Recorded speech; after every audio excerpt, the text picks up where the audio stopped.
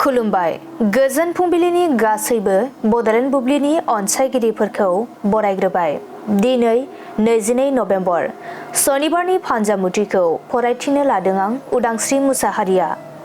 फान्जामुथिनि गिबियाव दं मेष राशि। देहाखौ जोबोरैनो खस्थ' मोनगोन, सानाय सुनायफोरजों नाख्रेबजानो हागौ। वृष राशि। फालांगि बिथिङाव मुलाम्फा गैयै जानो हागौ, गाज्रि सान। मिथुन राशि।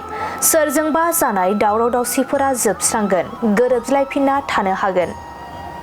कर्कट राशि। मोजां मोनलायनायनि गेजेराव सन्देह सोमजिलायनो हागौ, दावराव दावसि सोमजिगोन।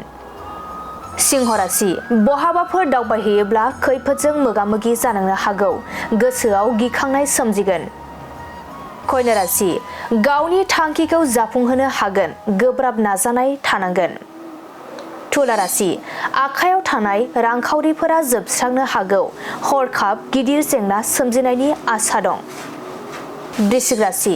गोबावनिफ्राय आसा खालामनाय सिमाङा जाफुंनो हागौ, रंजा खुसिनि सान जागोन।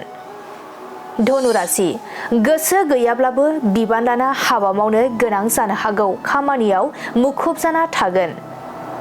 मकर राशि। जेखि हाबा मावा मानो मुलाम्फा जानाय नङा, गोसोखौ गाज्रि मोनगोन। कुम्भ राशि।